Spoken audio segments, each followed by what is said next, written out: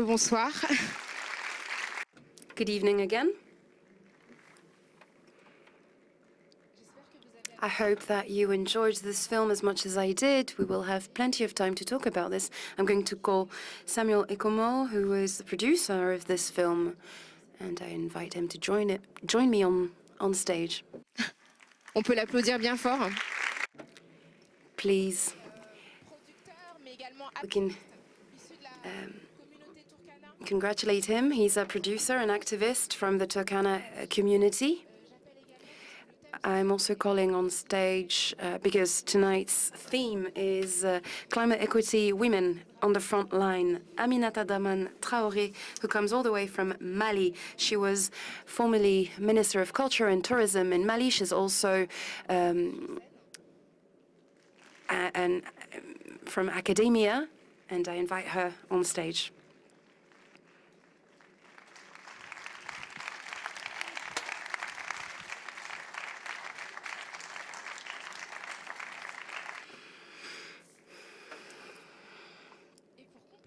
And to finish it off, Luisa Cavalcante, she's from Brazil, from the region of the northeast, from Pernambuco. She's a farmer and a feminist activist. She's also an icon of Afro-ecology. She will tell us more about all of her work.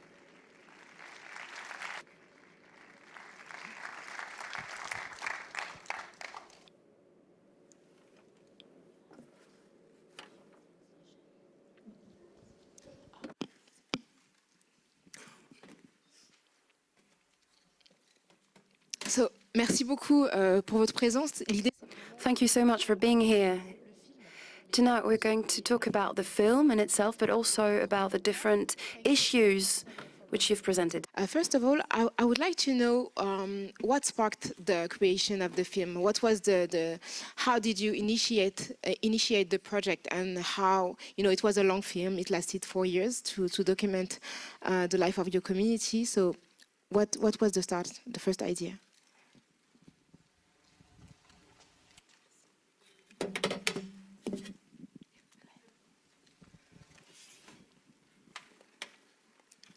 All right, the film took approximately 4 years, and during the first year, we spent nearly half of the year building trust with the community, trying to connect the producing team and the community, and also ensuring there is maximum collaboration from the community and also the producing team. So finally, the elders allowed us and blessed us to kickstart the process. And the reason why we came up with this story, actually I'm from the community that the film is filmed from. I and Moses, also the co-director, is from a nearby town, from our village, is leading a youth movement of activism. We usually coordinate with him in the process matters concerning youth and women. We saw that this community had a unique culture, traditional culture, that is becoming extinct due to various factors like mostly climate change, government policies, and tribal conflicts. So we saw this culture is becoming extinct, and we thought of maybe in the next 10 years or 20, it will be a thing of the past. People will forget their culture and start living aimlessly. So we felt there is a desperate need to share this story with the whole world so that we can reason together, we can resonate together, come up with ideas to make a breakthrough to elevate this situation or this community from this impending danger. Thank you so much. And how did your community react to the film? How was it for them to see themselves in the film and to see how their extinction is programmed to the next 20 years? Actually, it's a strange thing to them.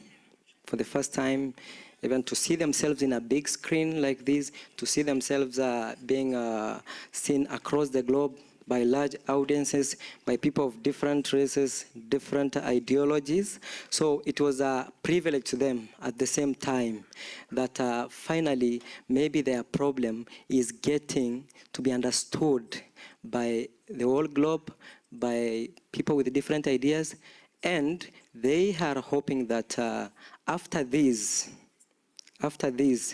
they may be getting more and more advanced lifestyles, or they will be able to ensure that their culture is safeguarded, or they may be able to lead a different lifestyle because the current lifestyle they are living is not something that can be able to sustain them for a longer period of time. Actually, it is extinct. Thank you so much. So we'll open the floor to the women. On va ouvrir la conversation aux deux femmes qui sont présentes. We're going to open the debate to the women panelists. Before giving you the floor, I wanted to quote two ecofeminists. We've got Vandana Shiva, who's Indian, and she says that the exploitation of Mother Earth and the exploitation of women is almost the same. And Wangari Maathai has said that nature as a woman was violated, and us women bear the heavy burden of these non-stopping violence against nature. I'm going to give you the floor. Could you please tell me how you can feel the effect of climate change in your work and the effect on women around you and as yourself as an African woman? Merci, Rokhaya. Thank you, Rokhaya, and good evening, everyone.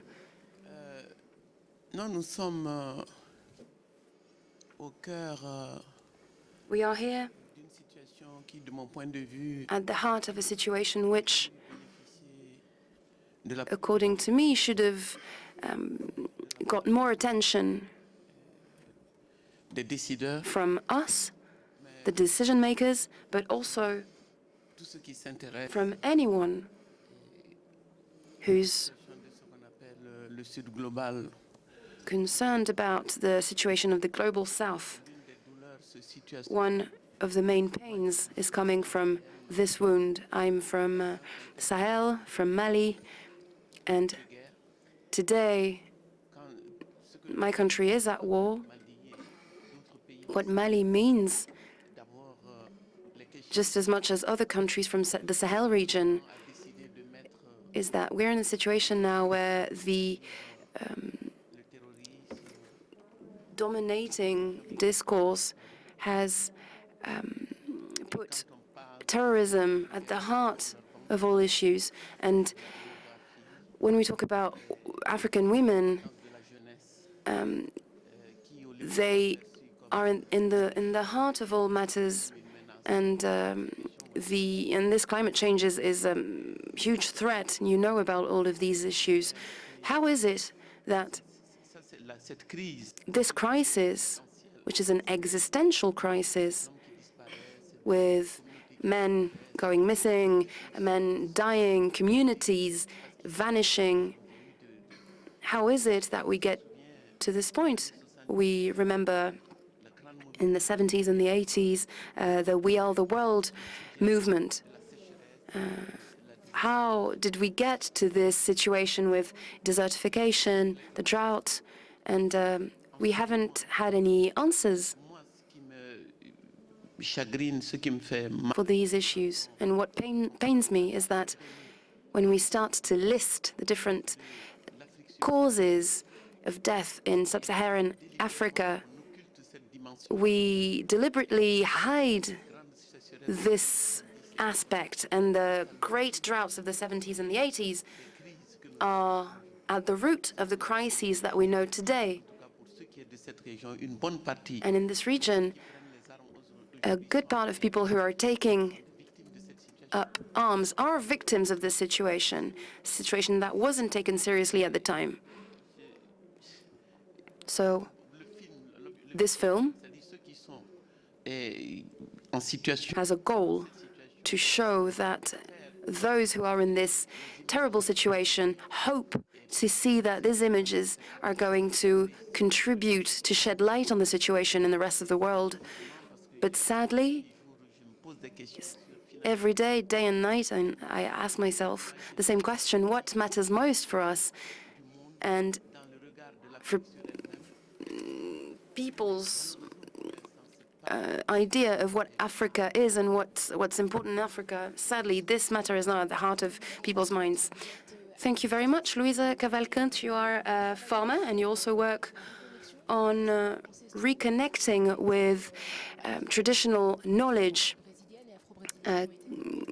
knowledge that Brazilian populations were disconnected from in modern times. Could you tell us what forms of resistance you're seeing in terms of climate change? Então, boa noite. Good evening. Esse trabalho So the work that I do, tem uma coisa que linka aqui com which is linked to what Aminata was saying, and that is about youth.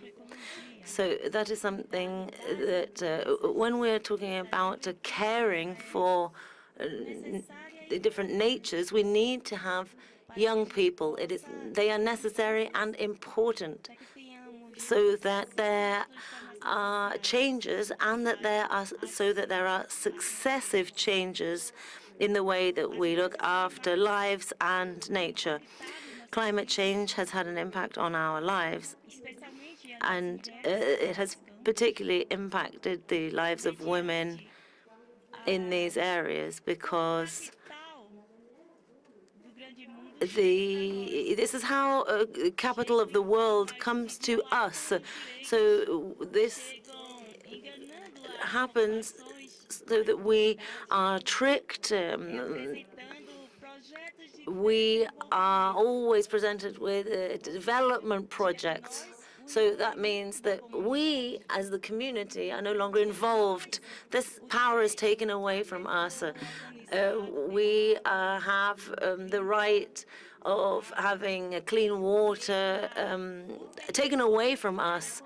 And we have the right of having land away from us. So we no longer have the right to keep celebrating our ancestral knowledge and our ancestral memories.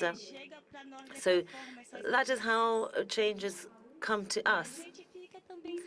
And then we ask ourselves, who actually benefits from all of this?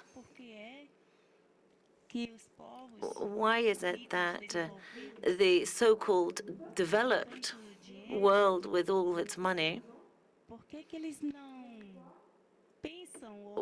why don't they think, or rather rethink, about how they are using capital in our communities?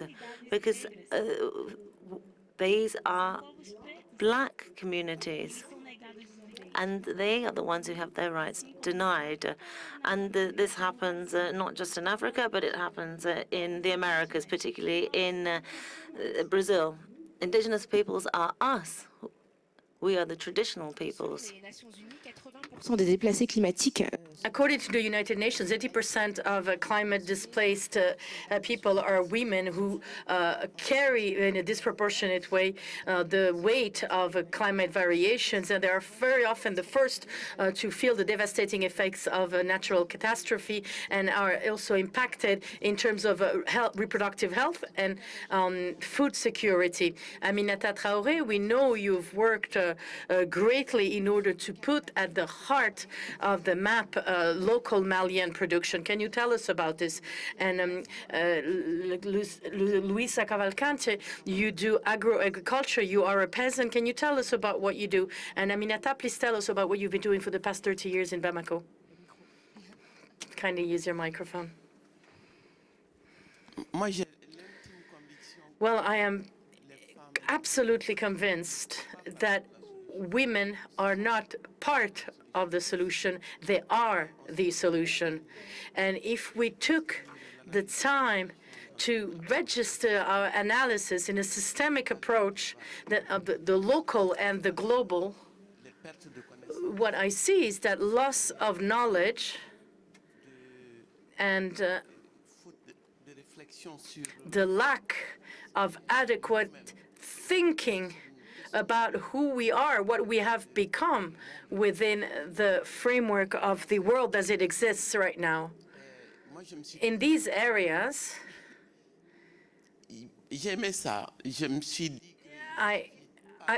I love this, and I thought that this struggle also required creativity. And so I started getting involved in the transformation of local products, deconstruction with local materials, food, and every other local production that tends to disappear due to imported pasta, sandwich. People are even putting plantain, banana within their bread. And the diseases, women are confronted with such a reality. And people are kept in a dire ignorance of the link between the loss of quality of the environment and everything that is happening to us, because there is a substitution of imported goods rather than using what we could use locally to live in good health. People do not know. The images that come from outside, and I think this is also true in Latin America about what a good life is.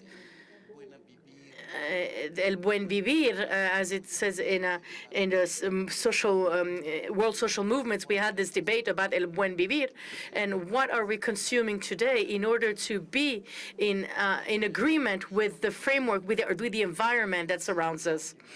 In a country like Niger or in northern Mali, everything we were able to find in our immediate environment in order to fabricate our beautiful carpets, and also due to the substitution of everything we use and import. And therefore, we are in a double dilemma because the violence of the system has a considerable impact on the ecosystems. But also the world has become a gigantic market that is inundated by goods, not necessarily quality goods. And this leads people to appropriate solutions which actually create more problems than they solve. And a good part of diseases, whether stomach aches and other diseases that affect women and the rest of the family, arise from the fact that people do not know what they should eat. And there are a number of studies which establish that a great part of southern countries, notably in Africa, that disease and disease is linked, and death linked to sugar and oils and everything that we are forced to feed ourselves because we are become unable to live of our own agriculture and our own breeding. And if you see images of major breeding and you see what happens to the cattle, the situation speaks of itself. I do not need to describe it here. But as far as women are concerned, the sexual division of tasks make it so that it is them that that are made responsible for fetching water. Men can be implicated in searching for water once the wells are dried out and water needs to be to look for water further. That's when men become involved. But on a day-to-day, it is women surrounded by children who have to go get water, who have to care for health, who have to provide health care itself. And the disappearance of the vegetal of life and everything else that the people need to survive. Louisa, Luisa, you're hearing Aminata say that local products and local knowledge in terms of food products have been lost, and that there is an attraction for industrial and imported products, and that people tend to lose their taste for local products that were good for them. As a peasant, how do you work in order to reconnect the population of 2024 towards knowledge that is older to them? It's a very good question. It's a very good question, and we have worked together with the community. We create community groups that are becoming more and more overspread in the state of Pernambuco and also in Brazil.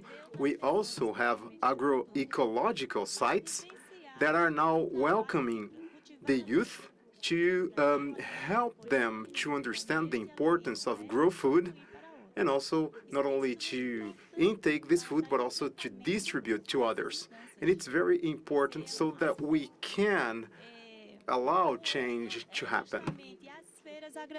Additionally, we have what we call the agroecological markets, street markets. And the idea is to bring more and more people to these street markets. And as Aminata described, the same happens in Brazil. We have wholesale grocery stores, more and more. It's overspread, and it's like the neo-evangelical churches in Brazil. In every corner, we have those wholesale stores. And they are now replacing the traditional street markets. And I saw street markets here in Geneva with different local produce, things, food, clothing, etc. And that's very good. We also have this in Brazil. And the idea is to strengthen more and more the role of street markets, because that's a way for us to face up the food processing industry, such as fast food, amongst others. And oftentimes we have youth members that they do not have any idea how beans, for example, are grown. And we explain to them, well, we sow the seeds, and then we need to harvest and to let it dry, and then how to package it to prepare for our food. That's not an easy task, but it's a beautiful process nevertheless, because we need to raise awareness, but for that we need support, we need investment. Another initiative that we have, especially for those in the urban areas, those who do not have space or land, they can do it in any space, in their balcony or in any other small places where they can grow their food, even if it's in a small glass, for example, or in a small vase. It is possible. Well, they might say, well, but everything is paved over, everything is made of concrete, even though you can have, a small box, and with the rest of your food, you can make it fertilizer. You can take orange peel, for example, to use as a fertilizer. So we're bringing now more and more ideas to the urban areas, and that's how we are facing up these challenges we have right now. Merci beaucoup, Samuel. Thank you very much, Samuel.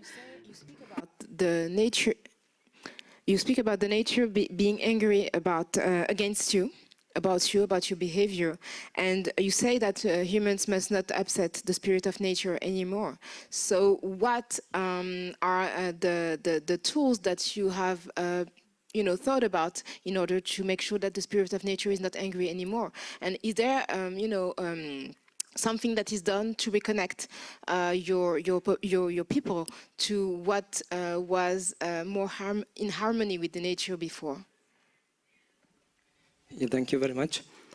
About the nature being angry with the community is actually contributed by what is happening currently in the community or in the entire region. To start with government policies, initially the community used to live in a free manner. They used to migrate with their livestock freely, following rains from one place to another, that is transhumance. But now the government has set political boundaries and community boundaries such that the movement is limited, the migration is limited, everything is limited. Even communicating with the ancestors, they no longer do rituals to appease the nature because of the government policies. I will give an example.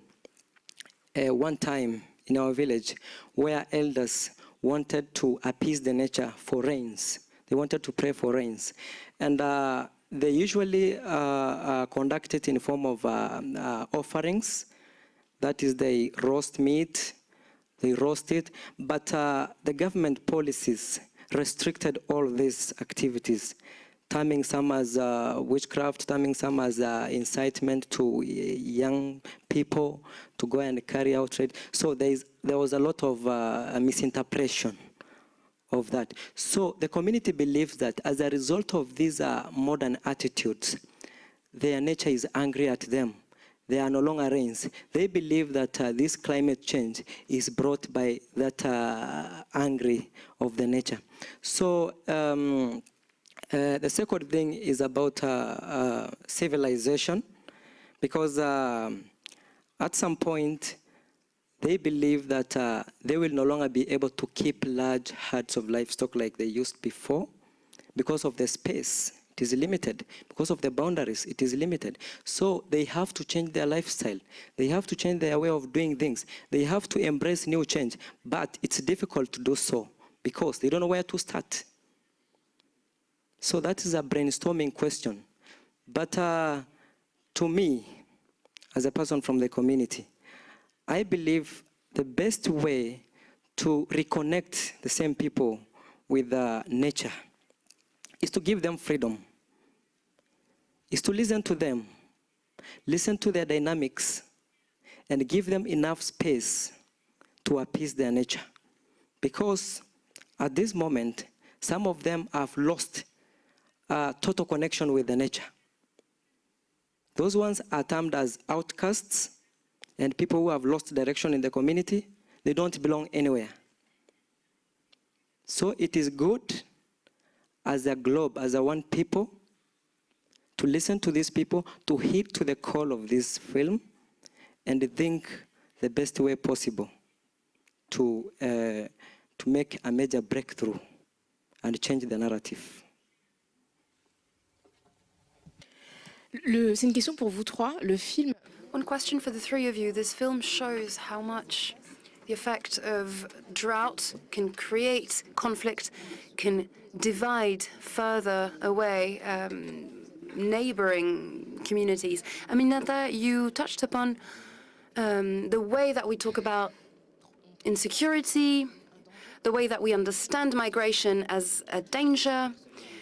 What do you perceive in your day-to-day lives which could be solved simply by respecting nature, maybe not nature, but maybe the environment?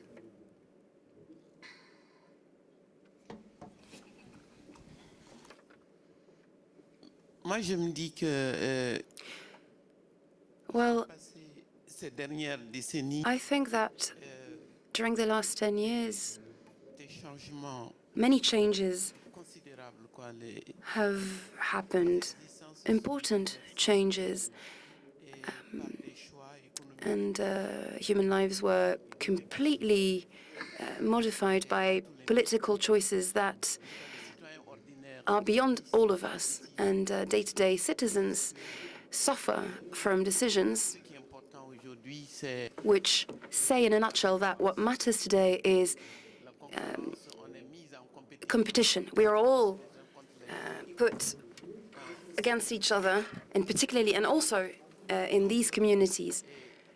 Les villages, So villages, neighboring villages, moi, ma génération, on a connu know there's difficulty. I have seen forms of solidarity at the local level, which allowed people to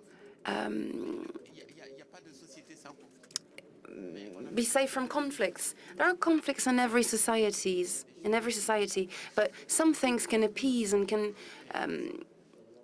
help people live together. Well, I believe that the environment and all the issues that we mentioned today all bear the same common ground. It is something that is ours as a humanity. And so this question of what is common is essential and central. If we say to people, because there is a real division between the decision makers, politicians, and populations that they're supposed to be representing. So if you're asking me, then I would say, I'm not saying that there's a best fix. There is no easy fix to this. But there is a light at the end of the tunnel if we put poorer neighborhoods and cities and rural communities at the center of these questions and question the capitalistic system, which has infiltrated every layer of our society, which leads people to kill each other. I have an experience of poor neighborhoods and cities. I decided to live in an underprivileged neighborhood, and I know what people think, because I know that people want to engage in these activities. I know that they want to plant trees, they want to protect them, but at the same time, they ask themselves, what's in it for me? And those who are supposed to protect the environment, well, they don't. And so the main question that everybody asks is, what's in it for me? Why should I protect nature? Now, women have this sense of care and of work in farming and in the transformation of foodstuffs. And so there is this capacity to not need conflict, but this is more difficult today because everybody is in this run for competition, because everybody has to own as much as possible. And women are also fall victim to this trap. So we have to think about alternatives in terms of ecology and ecofeminism, feminism, and all the images that we get today show this. There isn't a country in the world where, and in Africa, where governments don't try to use up as much local products as possible. So women are organizing themselves. They dry produce in order to keep them as long as possible. So there is a real economy in this field. But what I see now is that all of these different produce, fish, vegetables or drinks, I see that the women who are making this effort, they don't consume what they produce. And so there is no market for healthy products. And we should make room for this market. All you have to do is switch on your TV in order to see an advertising for either alcohol or a processed taste-enhancing product. And these images are very powerful. These brands are everywhere. And this is what we all consume in terms of food. And obviously the link with disease is very clear. And it's particularly serious in our countries where competition is fierce and where the main media outlets live off of this advertisement. And sadly, there is no market because there is no narrative about the good, all the good things that these products can bring. If you want to clap, you can. Please, don't be shy about this. What about you, Louisa? I think that you also see the way that these adverts have an influence on consumers' tastes and behaviors. I'd like to know what you think, but I'd like to know also what you think about the conflicts generated by these hardships to have access to healthy products. No Brasil, os conflitos eles In Brazil, são tanto diferentes. conflicts are somewhat different from the conflicts we have seen E os in the conflitos, movie. eles vêm, a gente diz, de cima para baixo. Quem tem poder e decisão, In Brazil, the conflicts are usually top-down, so to speak. The conflicts are between those in power, the police, the militia, são essas pessoas and the communities. que matam a nossa So juventude. these dominant classes are the one killing the youth, killing our women, killing black people and indigenous peoples. That's what we have witnessing. Violence, both in urban and rural areas. Feminicídio. Much violence, violation of rights, Que deveria nos feminicide. a polícia que também nos Police that should protect us is the one killing us. justa é a polícia The police, que causa as which injustiças. should be fair, is the one Especialmente carrying os out jovens. injustices. Ele ou ela, ou eles, no Brasil, And being black nós in Brazil is a risk. à noite não dormia, não dorme mais, nunca mais, nos Mothers nossos olhos. cannot sleep Porque a gente peacefully tem medo, vive com eterno because we fear medo de que nossos filhos for our children. We fear for our grandchildren. And I'm a grandmother estejam no portão de casa. of a girl who is 12, Perdida, and I fear for them. bala perdida não tem, mas a bala que Maybe atinge, a stray bullet, for example, will kill them. atinja, We fear for their life because the police impede que a gente durma. kills. Então, os conflitos, eles And that prevents us from sleeping at night. And as you can see, conflicts are different from what we've seen in the movie. Conflict comes from the multinational companies which arrive in Brazil and want to impose the so-called development. Riquezas inacessáveis, They offer abundant richness. trabalhos que não existem. They offer non-existent work. It's an illusion. Os nossos corpos They grab our land. They abuse contaminam women. nossa juventude. They pollute our youth, our waters. Somos impedidos de ser gente. And Os conflitos são esses. they not allow us to live as human beings. So we need to put an end to this conflict. Uma torre, They come to our backyards. implantam uma torre por They put there energética. their communication towers. Ah, mas a Europa They talk about clean energy. They talk about energy transition. só daqui a But we hear 80, that talvez, se precise, perhaps in 2080 we will need this type of energy in Brazil. We are self-sufficient in terms of energy in Brazil, parques imensos. but now we have what they call the Isso é uma energy violação sem parks. tamanho, And that's a huge porque o parque violation é um lugar que a gente because vai com a família. from our memory, a park is a place where we can go and play with our family. And the mayor of Geneva was telling me earlier today that one of his pleasures is to care for public parks. And I was very happy to hear that because parks are necessary so that we can enjoy our lives. Como é que está? To meet up at the park, to talk to people, to play the domino, chess, and even to flirt, to play with the children. Empresas chegam But we see that companies are now coming saying that they will create a park, but it's a park of death, of devastation, because these are huge areas. I'm talking about 4 times the size of this room a torre in order to put their de transmissão energy de energia towers, or the so-called base para a torre de eolic eólicas. energy. Muito maior devastação. And depending on the energy, we have even more and more devastation. And that's having a negative impact in our lives.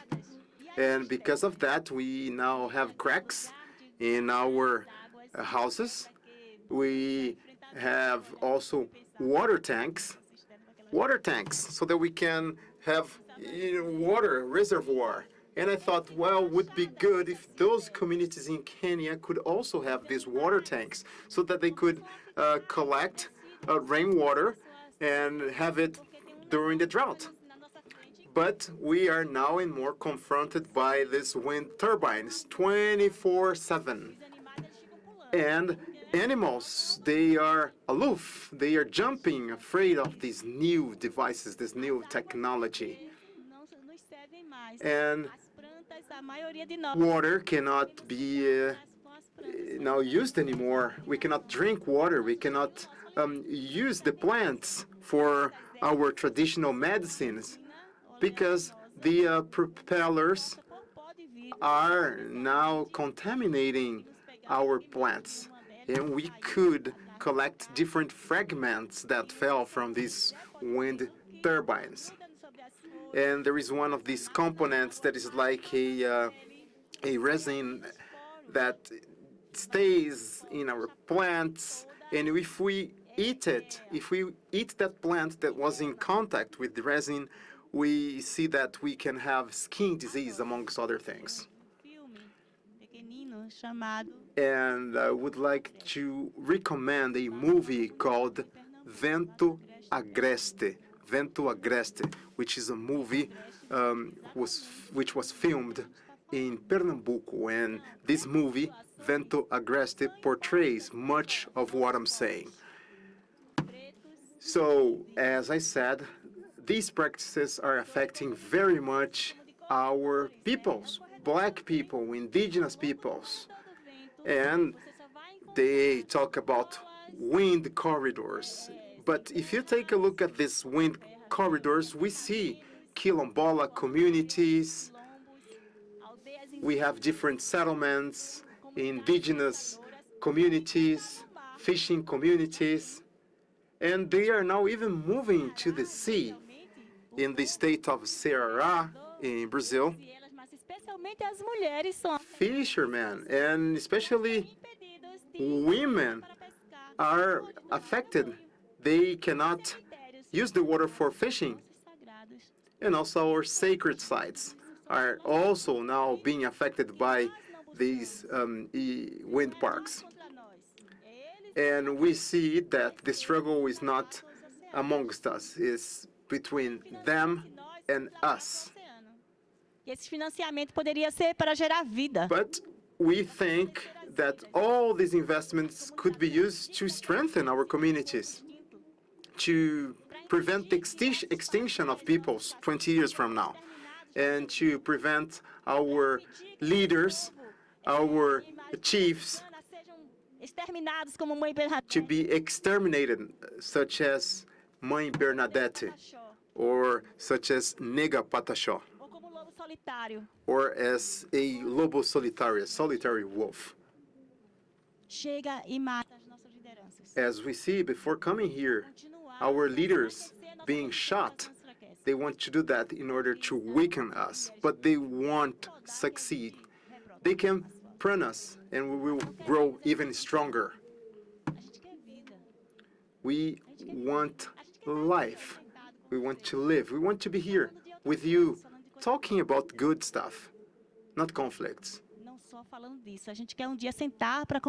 We dream of once sitting here and talk about joyful things and not about the conflicts that are oppressing us, that are exterminating us.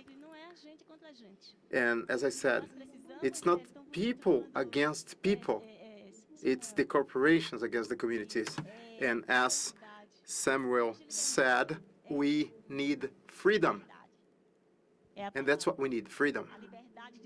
Freedom to live. Freedom to produce, to have territory. Freedom to build our houses, to breed our animals, to produce our own food, to hold our street markets, to exchange food with the different neighboring communities. We know how to do it. but they want to prevent us from doing what we can do best. We want to be happy, in a nutshell.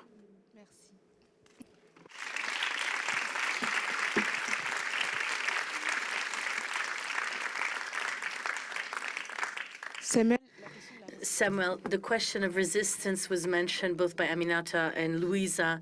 And in your film, we see populations that are victimized. We see this woman that is responsible for organizing peace. And what have you organized in terms of resistance, and what type of creativity has your population and comrades implemented in order to try and resist to what is fallen on them, upon them? Yes. So there is someone who is paid to do that. So, like, I'm sure you did. So Aminata and Luisa told about how people were resisting to create new ways of producing food, to be new ways to exist in the world. So in the film, we see that your people are facing major changes due to the drought. But if we see, we can see that woman who is a peacemaker, but I would like to know more about how people organize themselves to resist, how they create new solutions to face the danger and the danger of extinction. Do you have some examples, some concrete examples of ideas that they've had to face the climate change? Yes. We had some local dynamics that people themselves tried to organize and come up with some of the solutions to the problems they are facing. For example, the lady that you saw in the film talking about peace, actually she's an activist working within the pastoral communities, because there are constant clashes due to limited pasture. People keep on following rains, following little pasture, and they end up clashing, fighting, losing lives.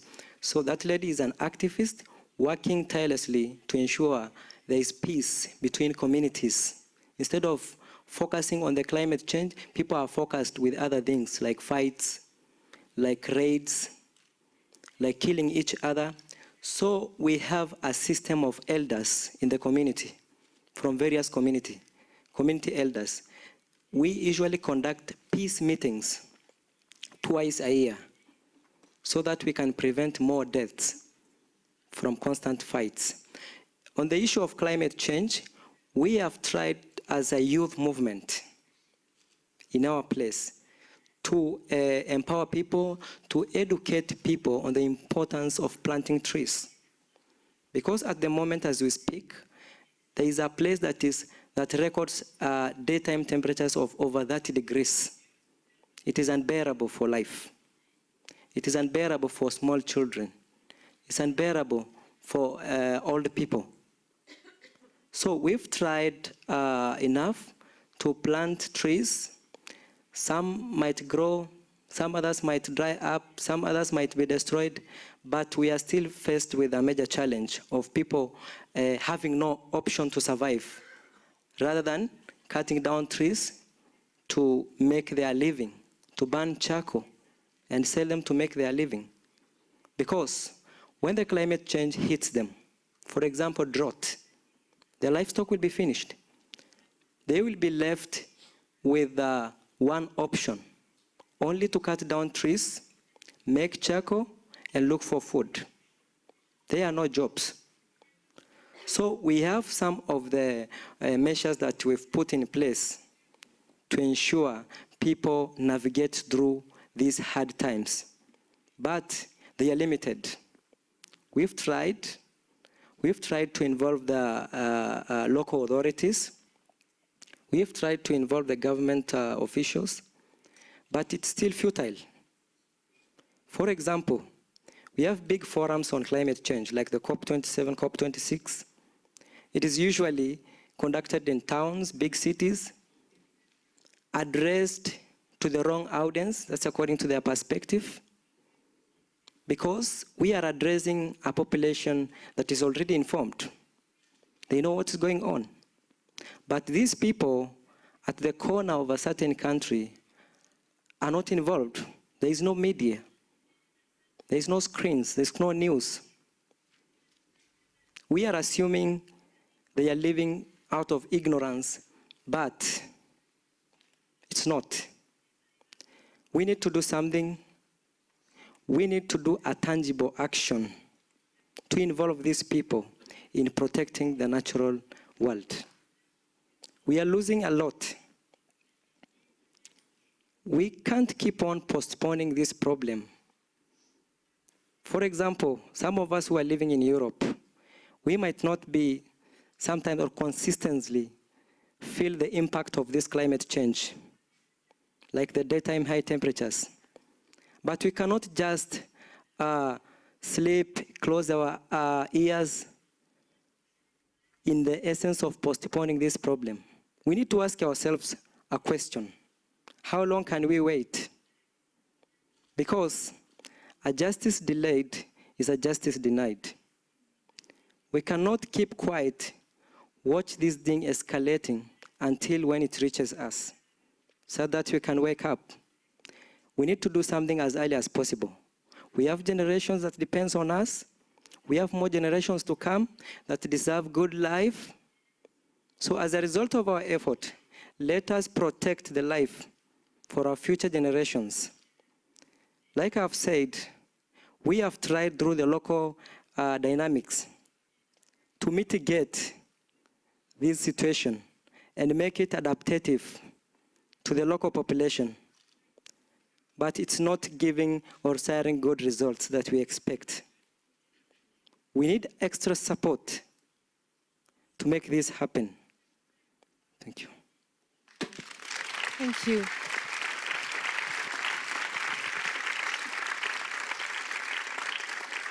C'est le moment d'ouvrir la conversation. The moment has come to open the questions to the floor. So if you'd like to ask questions to the speakers, you have 10 more minutes. Please be as concise as possible so that we may take advantage of our speakers' presence here today. The microphone is circulating both in the gallery and in the lower room. Ok, merci. Bonsoir. Good evening. First of all, congratulations for the excellent film, as well as for the distinguished guests that have been invited here tonight. My question is addressed to the three of you. This afternoon, there was a film about Kenya, where we also saw that the Mau Mau population were victims of injustice and didn't have access to land. We also know that the Maasais are also victims of injustices because they're being displaced in order to create so-called natural parks by transnational corporations, so greenwashing projects. There is also tourism with North Europeans, North Americans and Europeans, as well as the elites of global South countries. And in Brazil, despite the arrival of Lula, there are also common phenomena, because and the question is, how can we possibly have an impact on the policies of your country, whether in Kenya or in Brazil? And it was very clear this afternoon that nothing was being done in Kenya. How can we support your population so that they may resist the pressure of transnational corporations, both industrial and environmental transnational corporations, energy transnationals, but also those of tourism and those of human rights in terms of in terms of ecological impact? And this has been documented in a number of films and reports. courts who, while trying to bring ecological solutions, NGOs who have been denounced by local activists, where these transnational corporations actually destroy what you have denounced. They destroy a way of life. They affect people negatively, people who have been there for millions of years. And I don't want just to draw a caricature, but I wanted to ask, my question is, how can you act with your politics and decision makers within your populations? I propose that before you answer, we take a couple more questions so that you may answer to whichever question you choose to answer, and will also be less time consuming. Do other people want to take the floor, perhaps in the gallery? Il y a d'autres questions?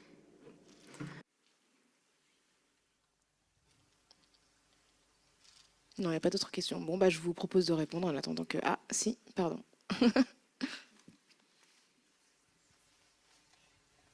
Merci. Enfin, c'est sans doute redondant. It might be redundant, but perhaps to complete the answer that you may bring, I have assisted last week in the exchange that took place on gender and environment, and we spoke at length of legal actions that were attempted by individuals supported by NGOs in order to implicate the responsibility of states and transnational corporations in terms of environment. So in order to complete in terms of the local environment are the things that are also being done in your communities. Dans le fond. There's a question at the back. Non, mais c'est bien d'avoir le micro pour tout le monde. There's a microphone for everybody. Peut-être pour les deux personnes. Yes, maybe for the two ladies in the room. In the last 10 to 20 years, have you seen an evolution of the role of women on the front or second line, maybe? Has there been a reduction or maybe a step back? What do you think? Thank you so much. I'll give you the floor. Who would like to reply first? Aminata, maybe? Since you have the microphone. About your question. I think that what we should foster and nurture is efforts between peoples. I do not believe that anything else would help, because there are so many points in common in our societies. I can't help but to think of the cotton farmers in Africa. Cotton is also a very important question. Everything that we've talked about today, about the soil, about wealth creation, inequalities, if there is ever one field that is a symbol of what development is, should or shouldn't be, it is that, because the West's project has always been to civilize us. It is a civilization project in the basis of development. What we're eating, what we're wearing, anything that we're doing, it should contribute to the creation of wealth for the North, for the global North. And it's the question of profit, which is at the heart of everything that we're talking about today. What we're doing and what we're doing with the environment, what's happening at the moment in terms of environment in our societies, is the result of an effort to exploit as much as possible the soil and nature. And these huge companies, with the complicity of our decision makers and our leaders, is exactly this. Everything is a commodity now. Democracy is something that I'd like to believe in, but I find it very difficult. Same thing about development. When I see what's become of these countries which are said developed, well, I think that we have to start asking different questions. So everything that we do, all the actions that we're taking at the local level and sub-regional level, all have one thing in common. It is the fact that we're not acting for the benefit of humans. We're not acting for the benefit of the preservation of our ecosystems for the future generations. People are running back and forth, to and fro, to survive every day. And this question with cotton is that it was said in my country, in our countries, that development had to come from exploitation. And we did this with cotton, with peanuts, and we were told that we needed to enter the market because we didn't have any industry, and so we had to sell these natural resources. And today, the main question is that we're talking about energetic resources, which are at stake, and it's even more serious. What's happening in the Ukraine at the moment, is the same question about Sahel. When you think about what's happening in Sahel, ask yourself, why are people starting to kill themselves all of a sudden? This is a matter of natural resources, and we've seen this in Kenya as well. That is the question that we need to ask ourselves, and that we need to ask you, instead of feeling afraid or feeling in a situation of danger because migrants are going to come to your countries. No, that's not the problem. In Africa, we can live off our resources. The problem is that others consider that Africans are not allowed a healthy diet. We're living off of trash at the moment. I'm talking about cotton, and I'm trying to be brief, but it's very difficult because it's such a huge problem. The cotton that you get here is processed in the industry here, but everything that you're throwing away, it doesn't go to the bin, it comes back to our countries. And we end up being a huge waste space for your consumption. The poor cannot buy anything new, so the poor have to buy waste. We're human, we're not considered as such. In big cities, we can see that everything that people sell is never something that comes, something of a good quality that would allow us to live well. These are not healthy foods. And the fact that you're not consuming in a conscious way, this is causing many problems in our countries, including women. This is very important. Are women aware of all of this? In the name of giving freedom to populations, we are giving the false narrative to black people that emancipation is becoming white in the end. And so there is a huge market at the moment of products that aim at transforming African women. And that's what people want now. They want to become someone that they're not. They want to have a different look. And so today the fight is not equality with men. I'm sorry, I don't see the point of becoming the equal of men who don't know who they are. They have problems too. I don't want to become an equal of this.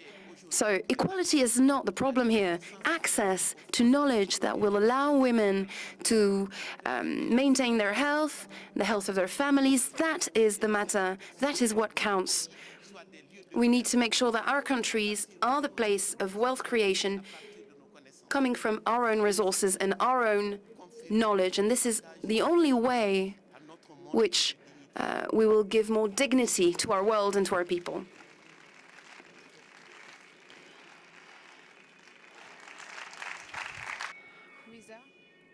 Luisa? Depois de ouvi-la, eu assino embaixo também, mas ao mesmo tempo reconhecer que há sim um grande avanço no movimento de mulheres, né? No mundo todo, mas para nós lá, especialmente, tem um avanço, e esse avanço, o tamanho dele é também dito pelo número de mulheres hoje assassinadas. Esse egoísmo de que você fala passa também por esse lugar, assassinar mulheres. Porque a gente cresceu em diferentes tamanhos, né, em diferentes aspectos. Não eu falo do crescimento físico apenas, né, mas da intelectualidade, da resistência, do ativismo, da consciência de quem nós somos e de onde queremos chegar e aonde estamos chegando. E aí diferentes patamares nos matam. Em geral, quem nos mata é um homem. Eu pergunto também para cada homem que aqui está presente: que mensagem vocês querem deixar para a posteridade? Que modelo vocês querem oferecer para os novos?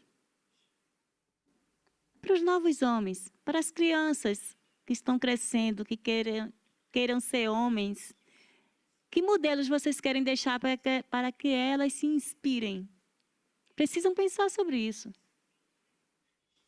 Porque em diferentes lugares do mundo, os homens estão matando as mulheres para negar a liberdade de ser. E o mais triste é que a gente passa 9 meses com o homem dentro da gente, depois com ele no peito e a vida toda com ele em nosso corpo. Isso é o mais triste. Então, quando a gente pensa sobre isso, aí eu volto, sabe, e pergunto a vocês: vocês homens, que mensagem querem deixar? Que modelo, que inspiração de homem querem deixar para os outros? Repensem-se e reajam, porque a história vai cobrar. Vai chegar um dia que a gente, mulher, vai ser só nós mesmos, vai continuar um matriarcado que foi antes, vai fortalecer esse matriarcado, porque a gente pode viver sem homens. E a gente sabe que pode gerar sem homens. We know Pode gerar sem homens também. that we can create 100 men. Mas eu queria trazer um pouco mais para dizer da pergunta que o companheiro fez inicialmente, que sim, da questão política. Louisa, pardon, il nous reste très peu de temps. Là, on a dépassé le temps. Donc si vous pouvez... I'm sorry, Louisa, but we have very little time, and we'd like to give some time for Samuel to speak as well. But please keep going. Dizer que no Brasil a gente hoje tem Well, I just wanted to say that in Brazil today we have an elected government. We have more than 500 MPs. And out of these more than 500, only 100 are sidelined with us. So you can imagine how to govern a country with 400 MPs that are against the government. And these 500 MEPs, or rather these 400 MEPs, are the ones that are dominant, the ones that control the police, that are killing our community and that are drying the Amazon River, that are killing our animals, that are destroying our waters. Merci. Thank you so much, Louisa. Et Samuel, pour conclure, Samuel, sadly, we don't have much time, so I'll ask you to.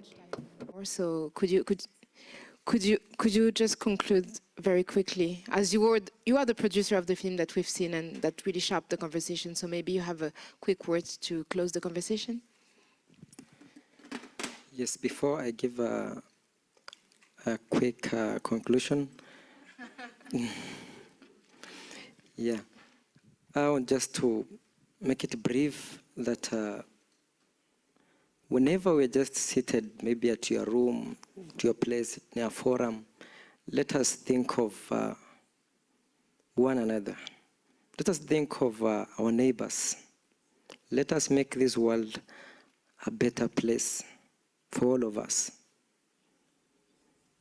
Let us make it a perfect bed for everyone in all aspects.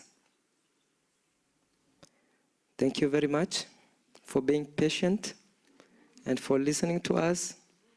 We are hoping for more connection in the future. Thank you.